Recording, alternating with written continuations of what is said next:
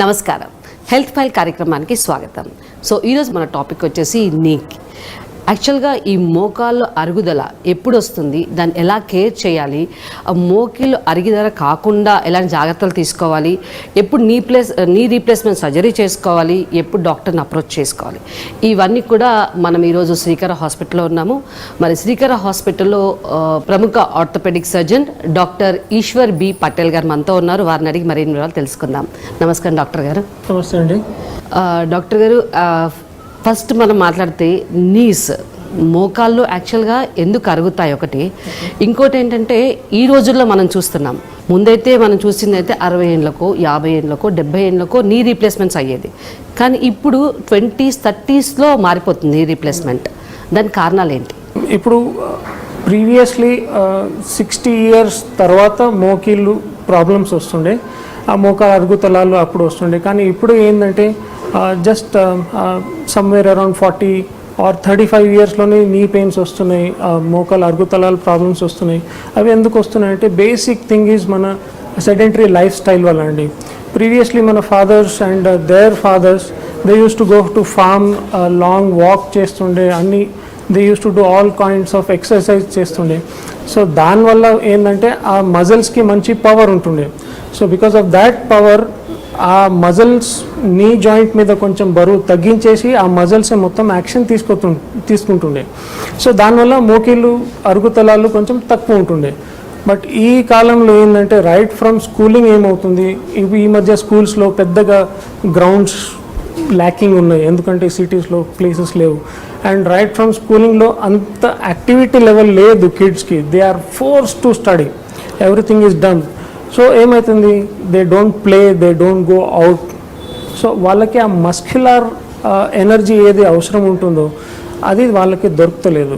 Plus వాళ్ళు ఒకటే దగ్గర కూర్చొని స్టడీ చేయడము, ఆ sedentary life style, their food things and all. So that is అది మొత్తం దానివల్ల మోకాళ్ళ అరుగుతలాలు కొంచెం అర్లీగా వస్తున్నాయి. యాక్చువల్గా we are made of machine type అంటారు. అంటే ఒక మిషన్ ఎలా పనిచేస్తూ ఉంటుందో అరుగుదల అలా అవుతుందని. సో మీరేం చెప్తున్నారు, ఎక్సర్సైజ్ చేయడం వల్ల మరి ఎక్కువ అరుగుదలకి గురి కాదా? అది ఎక్కువ ఎందుకు అరుగుతలాలు అయితే అంటే మజిల్స్ వీక్ ఉండడం వల్ల అరుగుతలాలు స్టార్ట్ అవుతాయి. ఇవి మనకు నార్మల్గా ఏంటంటే థైలో we call quadriceps and hamstring muscles ఉంటాయండి. సో ఆ క్వాడ్రిసెప్స్ హ్యామ్స్ట్రింగ్ మజిల్స్ ఒకవేళ if they are powerful, they are strong enough, so ఆ మోకాల్ మీద బరువు అనేది కొంచెం తగ్గుతుంది. ఎందుకంటే ఆ మజిల్స్ దాని యాక్షన్ తీసుకొని మోకాల్ మీద తగ్గించి అట్లా ఫోర్స్ డైవర్ట్ చేస్తాయి. బట్ ఇప్పుడు మీరు అడిగారు, దాంట్లో ఏమవుతుందంటే మనకు ఆ పవర్ఫుల్ మజిల్స్ లేవు. సో డైరెక్ట్ నీ జాయింట్ మీదనే ఎఫెక్ట్ వస్తుంది. సో ఆ అరుగుదలాలు కొంచెం ఫాస్ట్ వస్తున్నాయి. Our body is like a machine.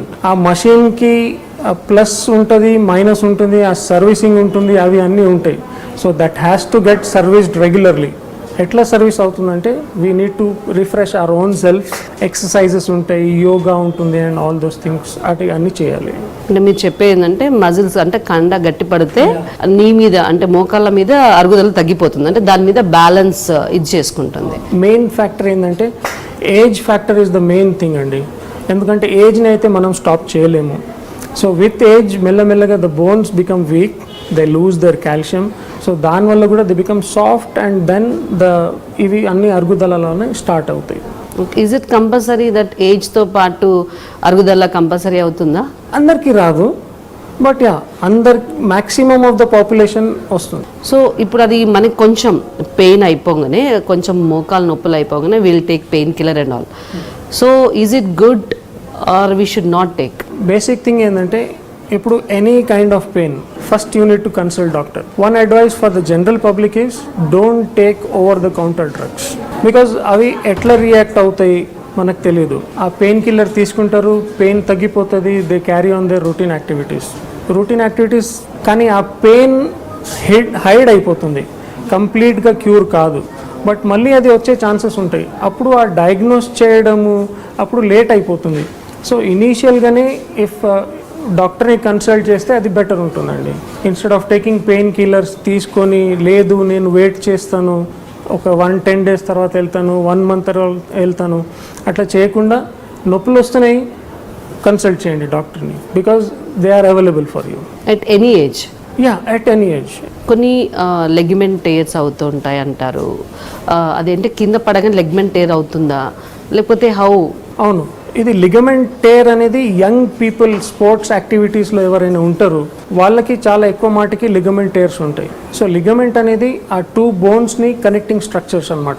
So మనం ఇది మోస్ట్లీ అథ్లెటిక్స్ ఉంటారు కదండి, వాళ్ళకి ఎక్కువ వస్తుంది. ఆ సడన్ స్టాప్ వల్ల లేకపోతే సడన్ ట్విస్టింగ్ మూమెంట్స్ వల్ల ఆ లోపల ఉన్న కండరం అంటాం మనం, ఆ కండరం టేర్ అయిపోతుంది. సో అది కండరం టేర్ అయిపోతే ప్రతి మూమెంట్ మనం వాక్ చేసేటప్పుడు అది కాలు స్లిప్ అవుతూనే ఉంటుంది. సో స్లిప్ అయ్యేటప్పుడు ఏమవుతుందంటే అక్కడి నుంచి బ్లీడింగ్ స్టార్ట్ అవుతుంది ఇంజురీస్ వల్ల. సో ఇంజురీస్ వల్ల బ్లీడింగ్ స్టార్ట్ అయితే ఎర్లీ ఆర్థరైటిస్ అయ్యే ఛాన్సెస్ ఎక్కువ ఉంటాయి. సో నార్మల్గా అరుగుతలాలు ఒక 55 ఏజ్ 60 ఏజ్కి వచ్చే అరుగుతలాలు 35-40 ఏజ్లోనే వచ్చేస్తాయి. So ligament injuries should be addressed at early. And మీరు చెప్తున్నారు ఎర్లీ ఏజెస్లో మోకాలు ప్రాబ్లం వస్తుంది అని. సో మన లైఫ్ స్టైల్ మోడిఫికేషన్ ఎట్లా చేసుకుంటే మనకు అవి రాకుండా ఉంటాయి? Life style changes are utmost required అండి. ఎందుకంటే మన నార్మల్గా సెడెంటరీ లైఫ్ స్టైల్ అయిపోయింది. అందరూ ఈ కోవిడ్ వల్ల కూడా అందరూ వర్క్ ఫ్రమ్ హోమ్ అని ఎవరు బయటికి రావట్లేదు. No one is seen in the gardens, they are not jogging, they are not running. So ya, life style changes are must అండి. Simple message to everyone, early morning please walk చేయడం start చేయండి. At any age, it is not నెసరీకి old age people only వాక్కి వెళ్ళాలి అట్లా ఏం లేదు. అందరు general public they have to go for walk, they have to run. Walk చేస్తే ఐ మీన్ మోకాలు అరగవా? వాక్ చేస్తే మోకాలు అరుగుతలాలు అవుతాయి అని that is a wrong belief అండి. కాళ్ళు ఉన్నాయి, యూ హ్యావ్ టు వాక్ అండి. సో వాక్ చేసేటప్పుడు మీకు ఆ న్యూట్రిషన్ వస్తుంది, your muscles are nourished, your knee joint and all those things are very happy.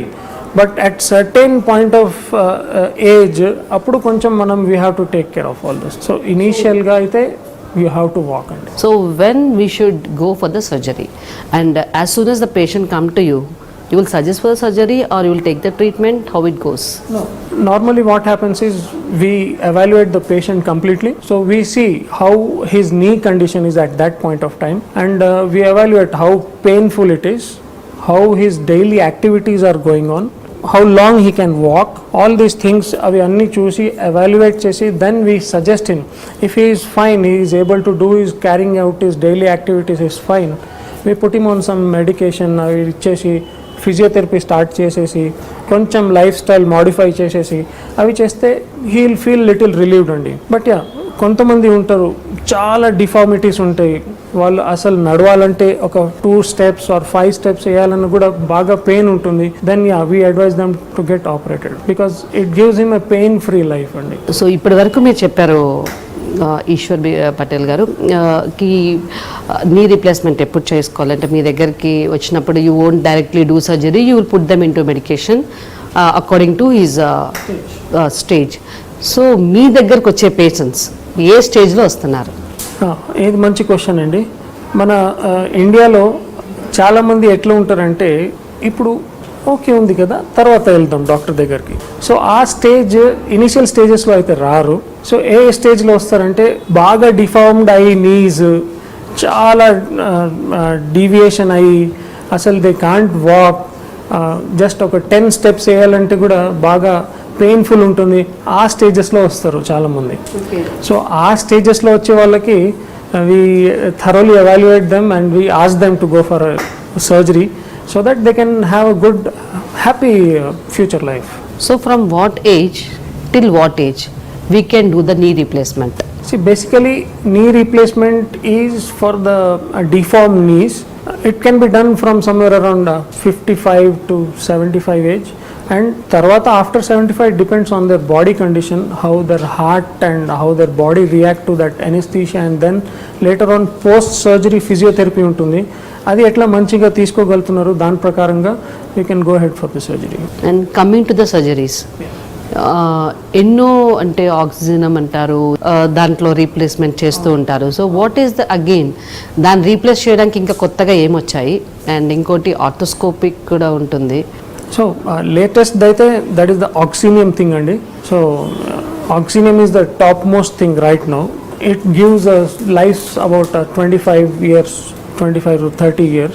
And చాలా డిఫరెంట్ థింగ్స్ ఉంటాయి అందులో. గోల్డ్ వచ్చింది, ఆక్సినియం వచ్చింది, ద రెగ్యులర్ మెటల్ థింగ్ కూడా వచ్చింది. సో ఇట్ డిపెండ్స్ అండి. వీ కెన్ ఏజ్ ప్రకారంగా if is young and his knees are very bad, then we go for the Oxinium thing because he needs that knee which can give him more time for him.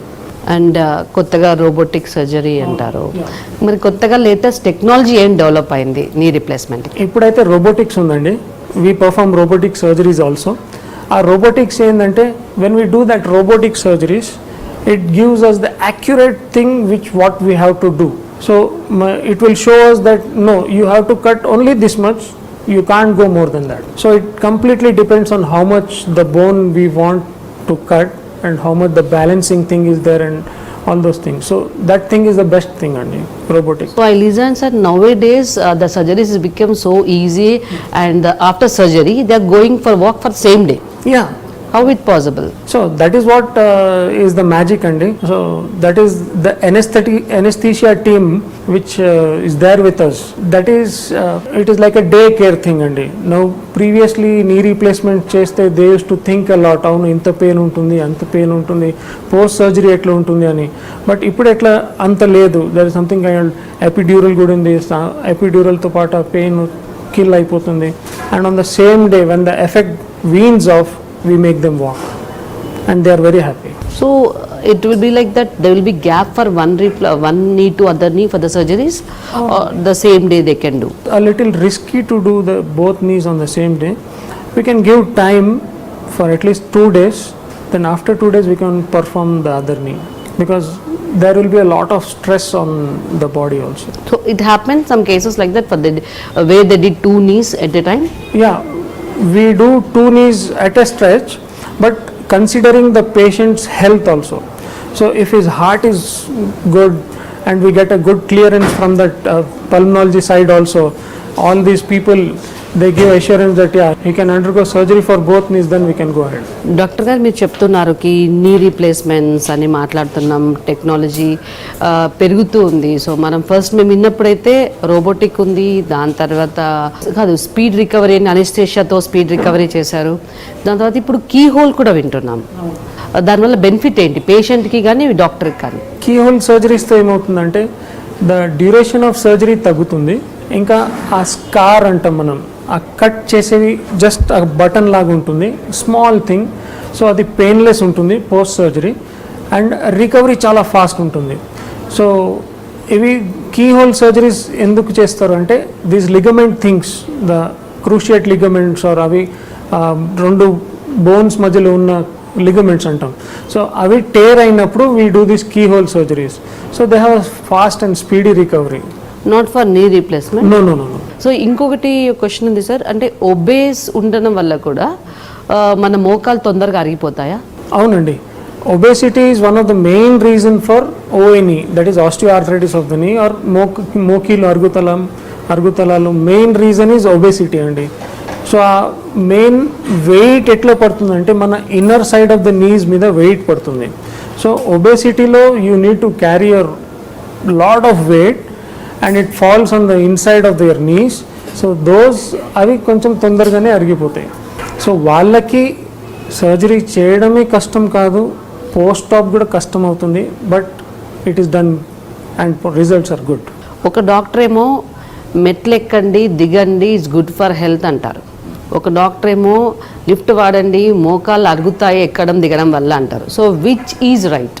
Right ఏంటంటే young age you have to climb steps అండి. Steps ఎక్కాలి దిగాలి, ఎంతవరకు చేయగలుగుతున్నారంటే okay. But ఒక age తర్వాత ఎట్లా అవుతుందంటే లోపల ఉన్న we call the synovial fluid, గుజ్జు అంటాం. సో అవి విత్ ఏజ్ మెల్లమెల్లగా తగ్గుతుందండి. సో మనం ఆ ఏజ్లో ఇంకా స్ట్రెయిన్ చేస్తే ఆ అరుగుతలాలు ఇంకా ఎక్కువై పెయిన్ఫుల్ అవుతుంది. అందుకే ఆ సర్టెన్ ఏజ్ అంటే grade 3 arthritis or grade 4 arthritis అంటాం. సో అప్పుడు మేము ఏమంటాం అంటే you need not climb steps, వీలయ్యేంత వరకు తగ్గించండి. ప్లస్ కింద కూర్చోకండి, ఆ కాల్ ఫోల్డ్ చేసి కూర్చోవద్దు. సో దానివల్ల ఏంటంటే you have lot of strain on your knees అండి. అందుకే that is the reason we tell people not to climb stairs or not to climb down the stairs. So both is consider and that is only age is there. Age is the difference అండి. ఇంకొకటి ఏంటంటే operation సర్జరీకి వచ్చే ముందు ఎలాంటి preparation పేషెంట్కి ఇస్తారు and after surgery వాళ్ళు ఏం చేయాలి? సో సర్జరీ ముందు అయితే ఇనిషియల్లీ ఒక అసెస్మెంట్లో వాళ్ళకి కొన్ని క్వాడ్రిసెప్స్ స్ట్రెంథనింగ్ ఎక్సర్సైజెస్ ఉంటాయి, అవి చేయండి అని చెప్తాం అట్లీస్ట్ ఫర్ మంత్. ఎందుకంటే ఆ స్ట్రెంగ్త్, మజిల్ స్ట్రెంగ్త్ ఉంటే పోస్ట్ సర్జరీ కూడా అలాగే ఉంటుంది, సేమ్ టైప్ ఆఫ్ ఎక్సర్సైజెస్ ఉంటాయి. సో ఆ ఎక్సర్సైజెస్ వీళ్ళు prior to surgery చేస్తుంటారు, same thing has to be repeated. So they will have that memory thing in their mind. వాళ్ళకి పోస్ట్ ఆప్ ప్రోటోకాల్లో, పోస్ట్ ఆప్ ఫిజియోథెరపీలో అంతకనం ఇబ్బందిగా ఉండదు. మరి కానీ చాలా మంది ఆపరేషన్ చేయడానికి రెడీ అంటారు, వచ్చేస్తారు, సర్జరీ చేసుకుంటారు, కానీ ఎప్పుడైతే ఫిజియోథెరపీ అన్నాం అనుకోండి they go back. Why it's very painful or what? లేదు, పెయిన్ఫుల్ అంటే మీకు చెప్పాను కదండి, ఇప్పుడు ప్రయర్ టు సర్జరీ మనం 1 month ముందు ట్రైన్ చేస్తాం, ఈ ఎక్సర్సైజెస్ చేయండి, ఇట్లా ఉంటే బెటర్. సో ఆ patients who don't do these kind of things, అంటే ప్రయర్ సర్జరీ మనం ఇది చేయకండి సార్, ఇది చేయండి, అలా చేయొద్దు, అవి ఎవరు వినరు. ఎవరు వింటారు వాళ్ళకి post op is very good, they feel very happy. But those people who don't follow these things వాళ్ళకి చాలా పెయిన్ఫుల్ ఉంటుంది. ఇంకా ఫిజియోథెరపిస్ట్ రాగానే they say no please you go out. So that should not be the thing. So physiotherapy is not painful అండి, it is pre ఆప్లో how you train yourself, that is important అండి. So how much time it takes for the physiotherapy to recover everything? Yeah, surgery తర్వాత it is surely on the patient's power అండి. Normally we ask physiotherapists to do it for a 10 to 14 days, that is a 2 weeks period. Within 2 weeks all those things what patient needs will be done. He will have a good walk also, బాగా చేస్తారు. At least 2 weeks వరకు అయితే physiotherapy చేపిస్తాం. Yes, for knee replacement. Yes sir. Doctor గారు, యాక్చువల్గా ఈ knee replacement ఆడవాళ్ళు ఎక్కువ అవుతుందా, మగవాళ్ళు ఎక్కువ అవుతాయా ఈ అరుగుదల అనేది? ఇది కొంచెం ట్రిక్కీ క్వశ్చన్ అండి. చాలా మటుకి వి ఆపరేట్ ఫీమేల్స్ అండి. So maximum of them are females.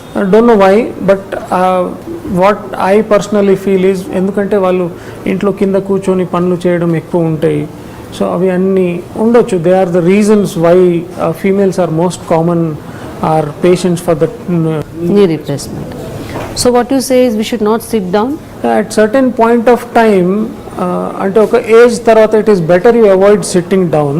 Instead what ever the people think, you take your chair, you set, do your things. That is the safe thing, that is how you save your knee also.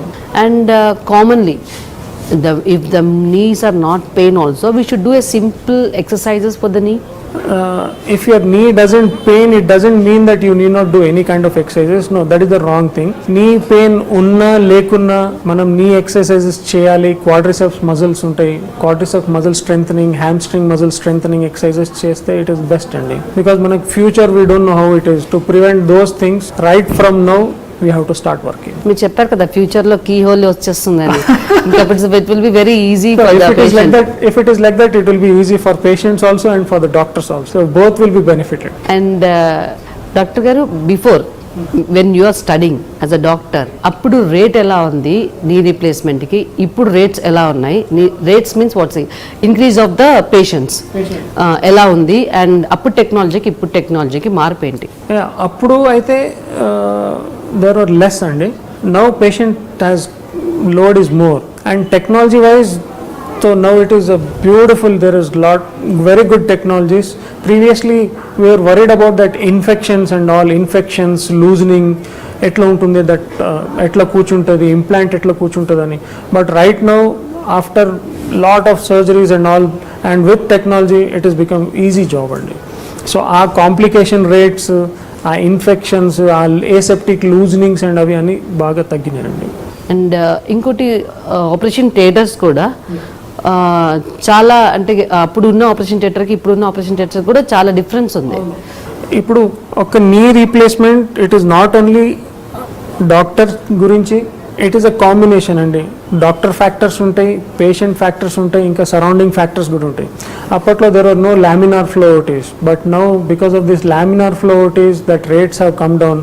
with doctors' expertise, that infection rates have come down, and the good amount of and good antibiotics what we give during surgeries and post surgeries, these infection rates have come down. So it is all a combination, and patient factors, doctor factors, environmental factors. How many people will be there while doing the surgeries and all? Normally we allow only 4 or 5 people in the theater, because lot of crowd, there are high chances of infection, and if duration increases, malli there are chances of infection. So just oka anesthesia technician untaru, surgeon, assistant, oka scrub nurse, and the anesthesia team will be there. Yeah, 4 or 5 members in theater are allowed, not more than that. So out of 100 surgeries, how many will be successful? Now success rate has improved a lot, అండి. So success గురించి అయితే you can talk about failures. Any failures ఉన్నాయి. I hardly seen failures rate, అండి. They are very low. I've seen some 1 or 2% only. In 100 cases, we find only 1 or 2 cases which are infected or the implant have become loose. The other people are there, they do very good. Okay doctor గారు, ఇంకా అంటే పేషెంట్స్కి మీరు ఏం చెప్పదలుచుకున్నారు అంటే for the audience of the TV five what you want to say advice for the knees? Ya, ఒకటండి, right from the young age మీరు ప్లీజ్ వర్కౌట్ స్టార్ట్ చేయండి. చాలామంది అంటారు జాగింగ్కి వెళ్ళాలి, ఒక ఏజ్ తర్వాత వెళ్దాం. లేదు, ఆ మిత్ తీసేయండి. మీరు యంగ్ ఏజ్ నుంచే స్టార్ట్ చేయండి వర్కౌట్ చేయడము, యోగా చేయడము. మీ హెల్త్ని కాపాడుకోండి, so that your future is very helpful. Thank you very much for your valuable time. Thank you very much. Thank you అండి. ఓకే వేస్, మన టాపిక్ విన్నారు కదండి. అంటే మన నీస్ని ఎలా కాపాడుకోవాలి, అంటే మోకాళ్ళను ఎలా అంటే కండని ఎలా గట్టిపరచుకోవాలి, ఏం చేయాలి, ఎప్పుడు డాక్టర్ని విజిట్ చేయాలి, విజిట్ చేసిన తర్వాత కూడా వాళ్ళు చెప్పినవన్నీ బాగా పాటించాలి. అండ్ సర్జరీకి వెళ్ళాలి అనుకుంటే మాత్రం డెఫినెట్గా 1 month బిఫోర్ ఎక్సర్సైజ్ చేయండి. ఆ కండరాలు గట్టిపడితే కనుక సర్జరీ తర్వాత మీకు ఈజీగా ఉంటుంది అనమాట. అంటే ఫిజియోథెరపీకి భయపడేసి వెనుక పడుతూ ఉంటారు కదా, అలా కాకుండా సర్జరీకి ఈజీగా ఉంటుంది.